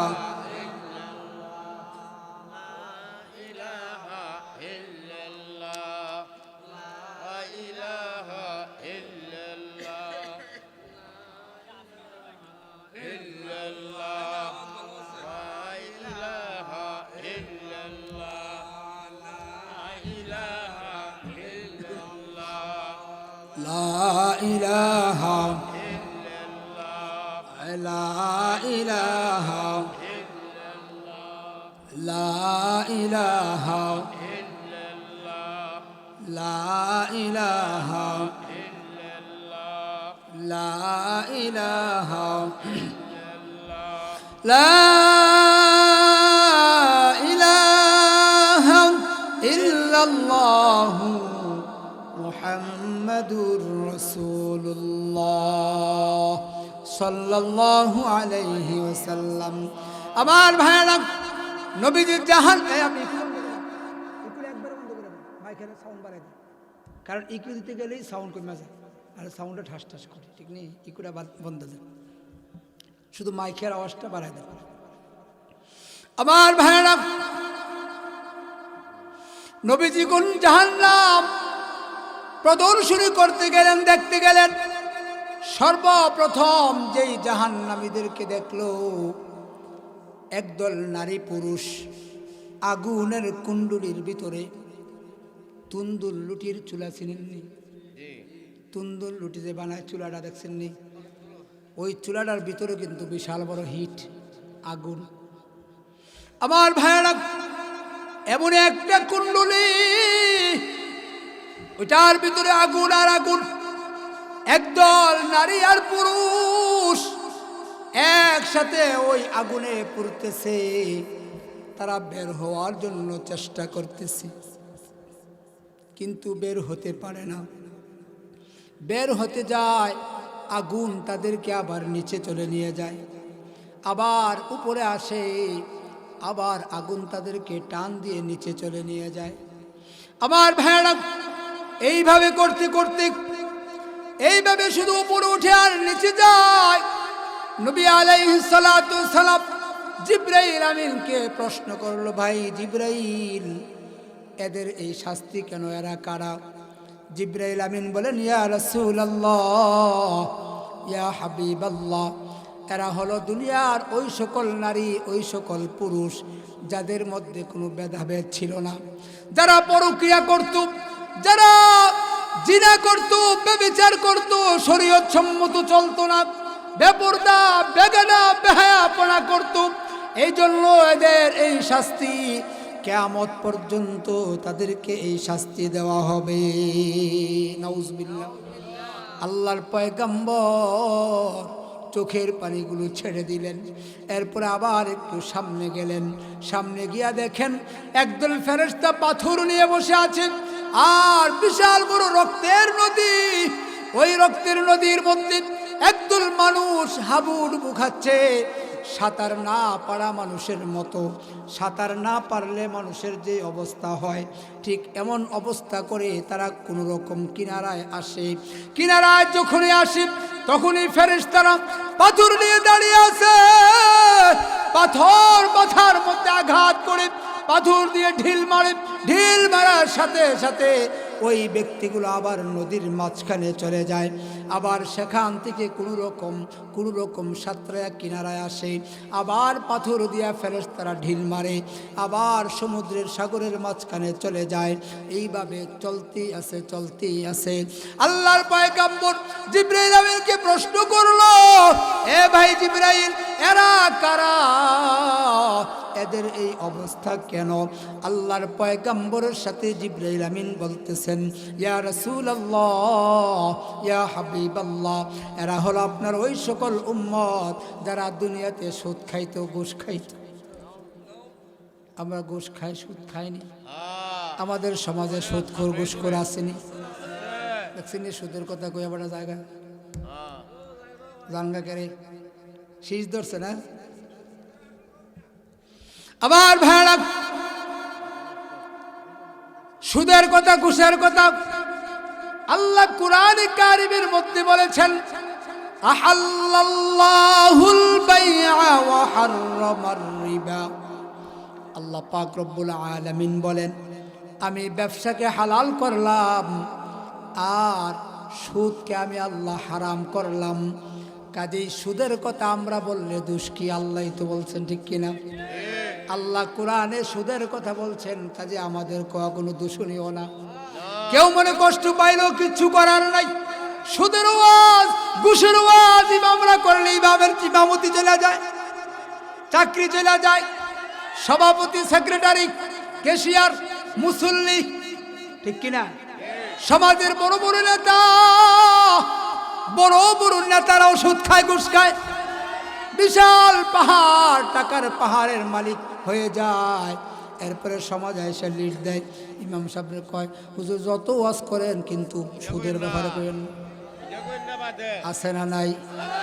আমার ভাইরা, নবী আলাইহিস সালাতু সালাম মেরাজে গিয়া এই অবস্থা দেখে আসছেন। মেরাজে গিয়া নবীজি জাহান্নামের এই অবস্থা দেখে আসছেন। আরেকটু সামনে গেলেন, আরেকটু সামনে গিয়া দেখেন একদল মানুষ, তাদেরকে ফেরেশতারা তাদের মাথা চিরতেছে করাত দিয়া মাথা চিরতেছে। মাথা চিরতে চিরতে এই পর্যন্ত আসে। এরপরে করাতটা খুলে ফেলে, এরপরে আবার মাথাটা ভালো হয়ে যায়। আবার মাথার মাঝখান দিয়ে করাত দিয়ে চিরতে চিরতে এই পর্যন্ত নিয়ে আসে। এরপরে আবার করাত খুলে ফেলে, আবার ভালো হয়ে যায়। এই অবস্থা দেখে আল্লাহর পয়গম্বর জিবরাইলকে প্রশ্ন করলেন, ও ভাই জিবরাইল, এরা কারা? নবীজির সাথে জিবরাইল বললেন, ইয়া রাসূলুল্লাহ, ইয়া হাবিবাল্লাহ, এরা হলো আপনার ওই সকল উম্মত যারা সারা দিন বসে বসে আপনার এক ভাইয়ের গীবত আরেক ভাইয়ে করে, একজনের গীবত আরেকজনে করে, একজনের সমালোচনা আরেকজনে শুনে। আসেনি সমাজে? আমাদের দোকানপাটে এমন সমালোচনা হয়নি? আমাদের চায়ের স্টলগুলিতে এমন সমালোচনা হয়নি। আমার ভাইয়ারা, নবী আলাইহিস সালাতু সালাম এই দৃশ্য দেখে তিনি বড় কষ্ট পাইলেন, চোখের পানি ছেড়ে দিলেন। তার উম্মতকে বলে গেলেন, আমার উম্মতেরা শোনো, তোমরা সুদ খাইও না, ঘুষ খাইও না, পর নিন্দা করিও না, মানুষের গীবত করিও না। অনেক সময় মা মহিলাদের মধ্যে গীবত চলে বেশি, ঠিক কিনা? খালি এই বাড়িতে ওই বাড়িতে ওই খালি করে, ঠিক কিনা? খালি গুনগুনায়, ঠিক কিনা? ও মা মহিলারা শোনেন, অযথা সময় মানুষের দোষ গুণ বলে আপনি সময় নষ্ট করবেন না। আপনি পর্দায় থাকবেন, আল্লাহর কোরআন তেলাওয়াত করবেন, স্বামীর খেদমত করবেন, 5 ওয়াক্ত নামাজ পড়বেন। আপনার জন্য আল্লাহ জান্নাত রেডি করে রাখছে। মাইকের অবস্থা ভালো না, আর বয়ান করা যাবে না। মাইকটা জাকির মাইক, আমি জানি খুব ভালো মাইক, এই জাকির ভাইয়ের খুব নাম ডাক আছে, কিন্তু আমার মনে হয় যে মাইকটা আজকে সার্ভিস ভালো দিচ্ছে না। কারণ আমরা তো বয়ান করি ভাই প্রতিদিন, প্রতি রাত। আগামী দিনও আমার 3টা প্রোগ্রাম আছে, আলহামদুলিল্লাহ বলেন, 3টা প্রোগ্রাম আছে, কিন্তু মাইকের ভিতরের সাউন্ডটা আমি ভালো পাচ্ছি না। ভাই আইসা পড়ছে, ওনারা আমি খুব ভালো করে চিনি, ভিতরের সাউন্ডটা ভালো হয় নাই। আমার ভাইয়ারা, এইভাবে নবীজি মেরাজ করে আসলেন। আসার পরে আল্লাহ পাক রব্বুল আলামিন নবীজিরকে 5 ওয়াক্ত নামাজ দিয়ে দিলেন। 50 ওয়াক্ত নামাজ থেকে কমাইতে কমাইতে কয়েকটা আনছেন, 5 ওয়াক্তর মধ্যে আনছেন। 5 ওয়াক্ত নামাজ আমাদের জন্য ফরজ করে দিয়েছেন কে? আমার ভাইরা, কোনোভাবে নামাজ ছাড়া যাবে না। 5 ওয়াক্ত নামাজ সঠিকভাবে আদায় করতে হবে। দেখছেন নি সাউন্ড কি হয়েছে? এখন আওয়াজ হয় না, কারণ গুরু এসে পড়ছে। সুন্দর হয়েছে সাউন্ডটা, এখন সুন্দর হয়েছে, মিষ্টি হয়েছে।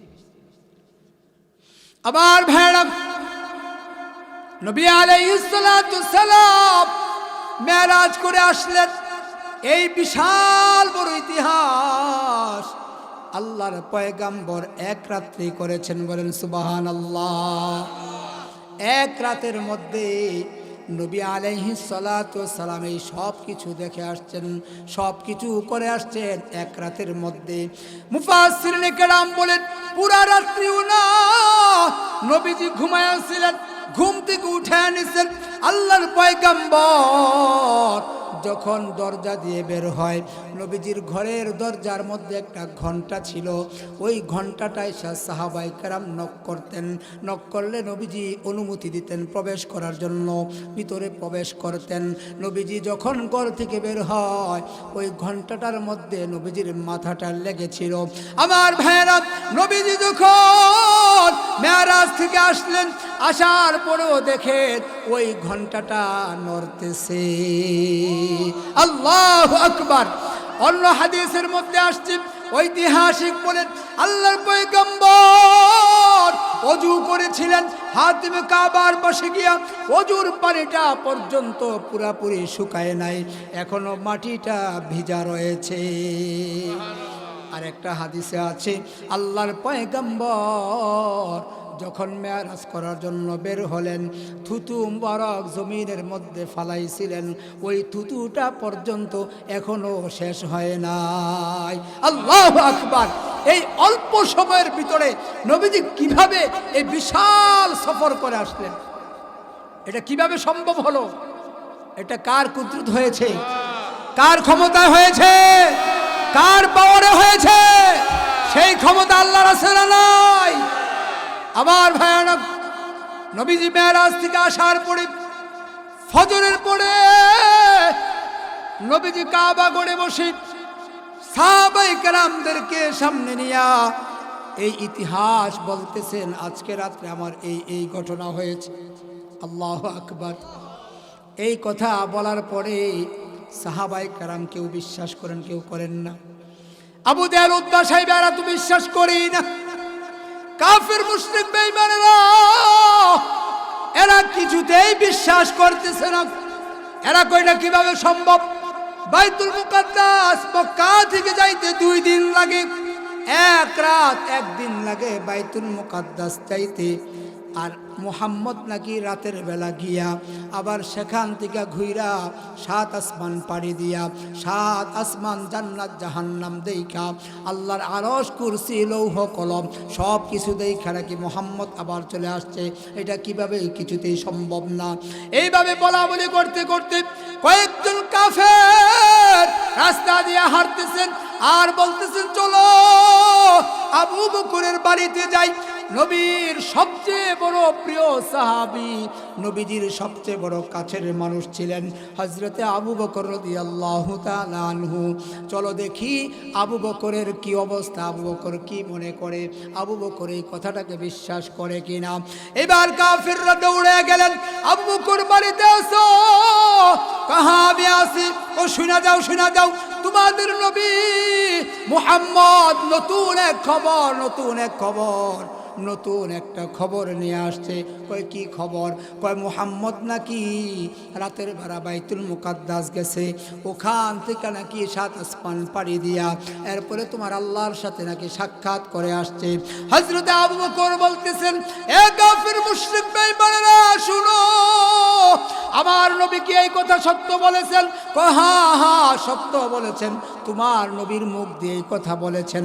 আবু বকর বলেন, যদি আমার নবী এই কথা বলে থাকেন তাহলে তিনি সত্য কথা বলেছেন। আল্লাহু আকবার। আমার ভাইরা, আবু বকর যখন নবীর কথার স্বীকৃতি দিল, আল্লাহ পাক রব্বুল আলামিন জিবরাইল আমিনকে পাঠিয়ে দিলেন, ও জিবরাইল যাও যাও যাও আমার নবীর কাছে যাও, গিয়ে আমার আবু বকরের নামের সাথে সিদ্দিক উপাধি দিয়ে দাও। আল্লাহু আকবার। আমার ভাইয়েরা, এইভাবে যখন বলা বলি শুরু হলো তখন কাফের মুশরিক বেঈমানেরা আবু জেহেল, উতবা, সাইবা, আবু লাহাব এরা বলতেছে এবার মুহাম্মদকে কিছু পরীক্ষা করা হোক। কি করা হোক? পরীক্ষা করা হোক। যদি মুহাম্মদ সত্যিকারের বাইতুল মুকাদ্দাস গিয়ে থাকে, যদি মসজিদে আকসা দেখা থাকে, তাহলে আমরা তাকে প্রশ্ন করব যে বাইতুল মুকাদ্দাসের দরজা কয়টা, জানালা কয়টা, সিঁড়ি কোন দিক দিয়া, দরজা কোন দিক দিয়া, গেট আছে কয়টা, এই ধরনের নানান প্রশ্ন মুহাম্মদকে করা হবে। সুবহানাল্লাহ বলেন। আমার ভাইয়েরা, আবু জেহেল, উতবা, সাইবা, আবু লাহাব কাফের মুশরিক বেঈমানেরা নবীজির কাছে আসলেন। আয়েশা বলতেছেন, মুহাম্মদ তুমি নাকি এই কথা বলো? আমি গতকাল রাতের কিছু অংশে আমি বাইতুল মুকাদ্দাস গিয়েছি এবং সেখান থেকে 7 আসমান দেখে আসছি, লৌহ কলম আরশ কুরসি আল্লাহর সাথে সাক্ষাৎ করে এসেছি। তাহলে এবার বলুন, বাইতুল মুকাদ্দাসের দরজা কয়টা, জানালা কয়টা, কোন দিক দিয়ে কয়টা দরজা আছে, কোন দিক দিয়ে কয়টা জানালা আছে? আমার ভাইয়েরা, জীবনে একবার যদি কেউ কোথাও যায় তাহলে সেখানে কি কি আছে বলা সম্ভব নেই। এও আবার গেছে রাতের বেলা, দিনের বেলা যদি যাইতো তাহলে কিছুটা বোঝা যেত যে বলা যাবে। গেছে কখন? ভাইয়েরা, পর্দা পুশিদা থাকতে হবে। দেবর যারা তারা সাবধান থাকতে হবে, বাবি যারা আছেন তারাও সাবধান হতে হবে, দেবর যেন কিছুতেই কাছে না আসতে পারে। ঠিক কিনা বলেন আমার ভাইয়েরা? আর আমরা 5 ওয়াক্ত নামাজ সঠিকভাবে সহি শুদ্ধভাবে মসজিদে জামাতের সহিত আদায় করব ইনশাআল্লাহ। নবীজি মেরাজ থেকে আমাদের জন্য হাদিয়া নিয়ে আসছেন 5 ওয়াক্ত নামাজ। কয়েকত নামাজ? 5 ওয়াক্ত নামাজ আমাদের জন্য হাদিয়া এনেছেন। আল্লাহ পাক রব্বুল আলামিন বলেছেন, ও পয়গম্বর আপনি শুনেন, আপনি আমার সাথে আয়েশা সাক্ষাৎ করেছেন, এটাকে মেরাজ বলা হয়। আর আপনার উম্মত যদি 5 ওয়াক্ত নামাজ সঠিকভাবে আদায় করে তারা আমাকে 5 বার দেখতে পাবে। সুবহানাল্লাহ। আমার ভাইয়েরা, 5 ওয়াক্ত নামাজ পড়ব তো ইনশাআল্লাহ। মা মহিলারা পর্দা করবেন, 5 ওয়াক্ত নামাজ পড়বেন, স্বামীর খেদমত করবেন, শ্বশুর শাশুড়ি থাকলে তাদের খেদমত করবেন, আপনার জন্য জান্নাত অপেক্ষা করতেছে। মহিলাদের জান্নাতে যাওয়া একেবারেই সহজ, শুধু 5 ওয়াক্ত নামাজ, পর্দা, স্বামীর খেদমত, স্বামীর কথা মতে চলা, আর শ্বশুর শাশুড়ি থাকলে তাদের একটু সেবা করা, এটাই তাদের, আর কোনো হিসাব নাই। পুরুষের হিসাব হবে, পুরুষ হিসাব দিতে দিতে দিতে দিতে বেহুশ হয়ে যাবে, অবস্থা খারাপ হয়ে যাবে, কিন্তু মহিলাদের হিসাব কম আমার ভাইয়েরা। এজন্য মা মহিলা যারা প্রজেক্টরের মাধ্যমে দেখতেছেন, আপনাদের একটা আবদার, আপনাদের কাছে আমার অনুরোধ, আপনারা নামাজ ছাড়বেন না, আর পর্দা পশিদা করবেন। বর্তমান সময়ে নারীরা যেইভাবে বাজারে যাওয়া শুরু হয়েছে, আহারে বাজারে শুধু নারী আর নারী, পুরুষের তুলনায় নারীর সংখ্যা বেশি বাজারে। এটা কিয়ামতের আলামত। কিসের আলামত? কিয়ামতের আলামত, যে নারীর সংখ্যা বেড়ে যাবে, নারীরা ব্যবসা করবে, নারীরা অবাধ চলাফেরা করবে, নারীরা সমাজে লিড দিবে, নারীরা রাষ্ট্র পরিচালনা করবে। এটা কিয়ামতের আলামত আমার ভাইয়েরা। নারীদেরকে এত এত বেশি পাওয়ার দেব না। আবার নারী জাতি যারা আছি, আপনারাও এত পাওয়ার নিয়ে চলিয়েন না, আল্লাহর ভয় নিয়ে চলার চেষ্টা করেন। আল্লাহ আমাদের সবাইকে বুঝার তৌফিক দান করুক, বলেন আমিন। আর বৃদ্ধ বাবারা যারা আছেন, যুবক ভাই, তোমরাই তো রাষ্ট্র পরিচালনা করবা, তোমরাই তো দ্বীনের পথে চলবা, বীর মুজাহিদ হইবা। তোমাদের দ্বারাই আবার কোরআনের শাসন বাংলার জমিনে কায়েম হবে, ঠিক কিনা বলে? একমাত্র যুবকদের দ্বারাই সম্ভব বাংলার জমিনে আবার সূর্য উদিত করতে। আমার ভাইয়েরা, যুবক ভাই যারা আছেন, বর্তমান সময়ে ইয়াবা, বাবা, ট্যাবলেট, গাঁজা, ইত্যাদি নিয়ে খুব মত্ত হয়ে আছেন। আপনাদের হাতে পায়ে ধরে বলি, গাঁজার কাছেও যায়েন না। বাংলাদেশের যুবক আঞ্জাদা ধরে গাঞ্জা খায়, ঠিক কিনা বলেন? আমার যুবক ভাইয়েরা, এই গাঁজা যেন তোমাদেরকে স্পর্শ করতে না পারে, বাবা, ইয়াবা, এই সমস্ত জিনিস যেন তোমাদের মধ্যে না আসে। আল্লাহ আমার যুবকদেরকে কবুল করুক, বলেন আমিন। বৃদ্ধ বাবাদেরকে কবুল করুক, বলেন আমিন। এই বলে আমার বক্তব্য শেষ করলাম। এখনই দোয়া হবে। যারা আছি আশপাশে, আমরা দোয়ায় অংশগ্রহণ করি। আর বিশেষ করে কবরস্থান নির্মাণের জন্য আজকে এই মাহফিল দেওয়া হয়েছে। আমরা যারা দান করেছি, আমরা